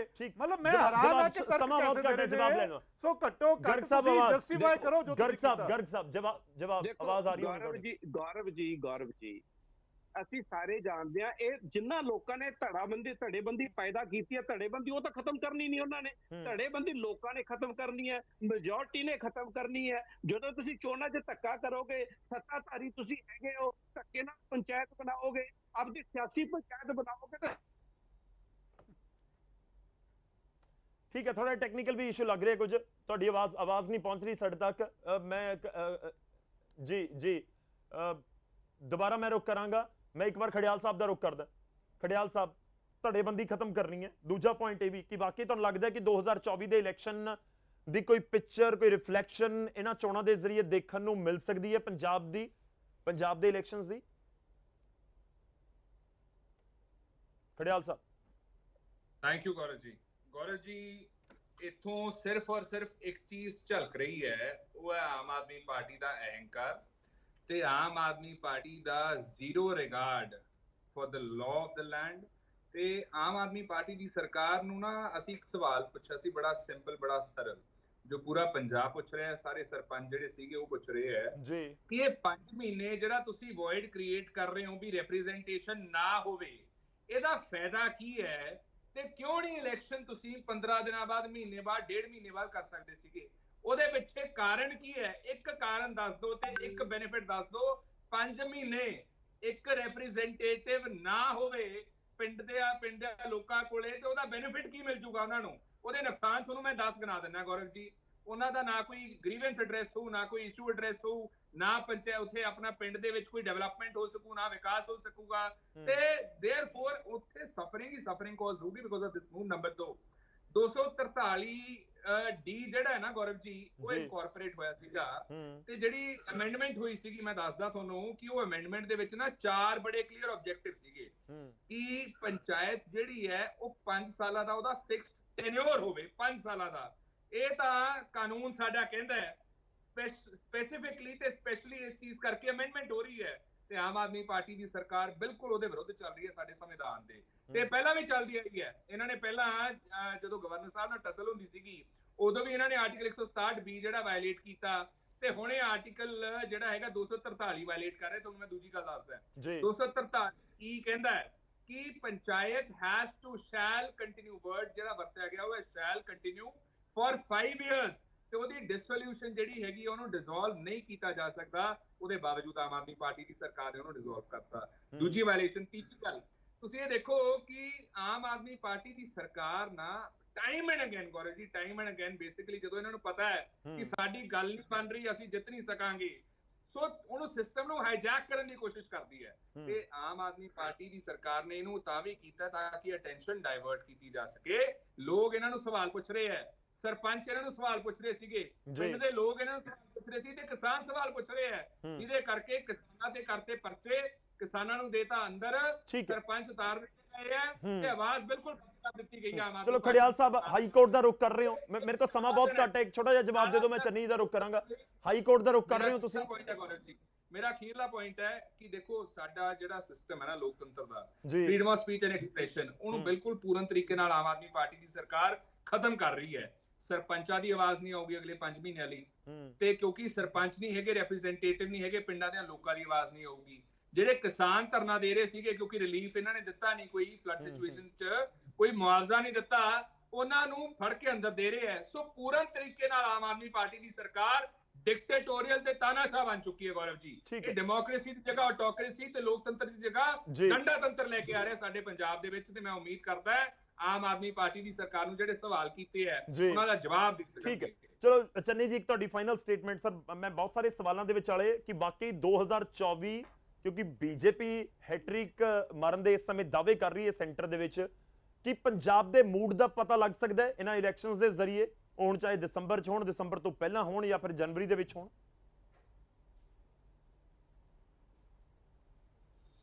ਦੇਖੋ ਗੌਰਵ ਜੀ, ਗੱਲ ਇਹ ਹੈ, ਇਹ ਫੈਸਲਾ ਇੱਕ ਤਾਂ ਹਾਈਲੀ ਇਲੀਗਲ ਹੈ ਔਰ ਅਨਕਨਸਟੀਟਿਊਸ਼ਨਲ ਹੈ, ਔਰ 28 ਤਰੀਕ ਤੱਕ ਆਪਾਂ ਇੰਤਜ਼ਾਰ ਕਰੀਏ। ਆਨਰੇਬਲ ਹਾਈ ਕੋਰਟ ਨੇ ਦੱਸ ਦੇਣਾ ਵੀ ਇਹ ਫੈਸਲੇ ਦੇ ਵਿੱਚ ਕੀ ਦਮ ਸੀ, ਔਰ ਪਹਿਲਾਂ ਵੀ ਇਹਨਾਂ ਦੇ ਇਦਾਂ ਦੇ ਫੈਸਲੇ ਰਹੇ ਨੇ। ਦੂਜੀ ਗੱਲ ਤੁਸੀਂ ਇਹ ਦੇਖੋ, ਪਹਿਲਾਂ ਇੱਕ ਅੰਮ੍ਰਿਤਸਰ ਦਾ ਕੇਸ ਸੀਗਾ ਜਿੱਥੇ ਪੰਚਾਇਤੀ ਲੈਂਡ ਦਾ ਇੰਨਾ ਰੌਲਾ ਪਿਆ, ਤੇ ਹੁਣ ਲੇਟਲੀ ਜਿਹੜਾ ਕਿੰਨਾ ਕਿ ਪੰਚਾਇਤਾਂ ਦਾ ਪੱਖ ਪੂਰਦੇ ਆ ਜਾਂ ਪੰਚਾਇਤਾਂ ਪ੍ਰਤੀ ਇਹਨਾਂ ਦੀ ਹਮਦਰਦੀ ਹੈ, ਜਿਹੜਾ ਪਠਾਨਕੋਟ ਦੇ ਵਿੱਚ ਉਹ ਜਿਹੜਾ 100 ਏਕੜ ਜ਼ਮੀਨ ਸੀ, ਉਹ ਜਿਹੜਾ ਉਹਦੇ ਵਿੱਚ ਇਹਨਾਂ ਦੇ 2 ਮੰਤਰੀ ਇਨਵੋਲਵ ਨੇ। ਠੀਕ ਹੈ, ਸ਼ਰੇਆਮ ਜੀ। ਤੇ ਇਹ ਕਿੱਦਾਂ ਦੀਆਂ ਗੱਲਾਂ, ਇਹ ਮਤਲਬ ਕੀ ਇਹ ਲੋਕਾਂ ਅੱਗੇ ਕੀ ਚੀਜ਼ ਲੈ ਕੇ ਜਾ ਰਹੇ ਨੇ? ਔਰ ਇਹ ਡੈਫੀਨਿਟਲੀ ਜਿਹੜਾ ਤੁਸੀਂ ਕਹਿ ਰਹੇ ਹੋ, ਇਹ ਇੱਕ ਹਾਈਜੈਕ ਕਰ ਰਹੇ ਸਿਸਟਮ ਨੂੰ, ਕਿਉਂਕਿ ਇਹ ਜਦੋਂ ਪਿੰਡਾਂ ਦੇ ਵਿੱਚ ਇਲੈਕਸ਼ਨ ਹੋਣਗੀਆਂ, ਜਿਸ ਤਰ੍ਹਾਂ ਕਹਿ ਰਹੇ ਆ ਕਿ ਨਾਲ ਦੇ ਪਿੰਡ ਦਾ ਤਾਂ ਉੱਥੇ ਨਹੀਂ ਇਲੈਕਸ਼ਨ ਲੜਦਾ, ਇਹ ਉਹਨਾਂ ਨੂੰ ਡਰ ਹੈ ਵੀ ਸਾਡਾ ਕੋਈ ਅਜੇ ਪਿੰਡ ਇਹ ਦੇਖੋ ਜਿਹੜੀ ਐਮਐਲਏ ਦੀ ਇਲੈਕਸ਼ਨ ਹੋ ਗਈ ਉਹ ਡਿਫਰੈਂਟ ਸੀ, ਪੰਚਾਇਤ ਦੀ ਇਲੈਕਸ਼ਨ ਬਿਨਾਂ ਕਿਸੇ ਹੋਰ ਕੰਸੀਡਰੇਸ਼ਨ ਤੋਂ ਹੁੰਦੀ ਹੈ। ਉਹਦੇ ਵਿੱਚ ਪਿੰਡ ਦਾ ਜਿਹੜਾ ਤੁਹਾਡਾ ਅਸਲੀ ਜਿਹੜਾ ਨੁਮਾਇੰਦਾ ਬਣਦਾ ਹੈਗਾ ਜਾਂ ਪਿੰਡ ਦੇ ਵਿੱਚ ਇੱਕ ਤਰ੍ਹਾਂ ਦੀ ਤੁਹਾਡੀ ਬਣਦੀ ਹੈਗੀ ਧਿਰ ਬਣਦੀ ਹੈ, ਧਿਰਾਂ ਰਹਿੰਦੀਆਂ ਨੇ, ਧਿਰਾਂ ਨਹੀਂ ਕਦੇ ਜਾਂਦੀਆਂ, ਧਿਰਾਂ ਹਮੇਸ਼ਾ ਰਹਿੰਦੀਆਂ ਨੇ, ਪਰ ਉਹ ਇਹਨਾਂ ਨੂੰ ਨਹੀਂ ਲੱਭ ਰਹੀ, ਜਿਸ ਕਰਕੇ ਇਹ ਇੱਕ ਤਜਰਬਾ ਕਰ ਰਹੇ। ਨਹੀਂ ਤਾਂ ਫਿਰ ਨਾਲ ਦੀ ਨਾਲ ਸ਼ਡਿਊਲ ਦੇ ਦਿੰਦੇ, ਸ਼ਡਿਊਲ ਦੇ ਕੇ ਇਲੈਕਸ਼ਨ ਪਰ ਇਹਨਾਂ ਨੇ ਹੋ ਸਕਦਾ ਵੀ ਇਹ ਜਨਵਰੀ ਫਰਵਰੀ ਤੋਂ ਵੀ ਬਾਅਦ ਬਿਲਕੁਲ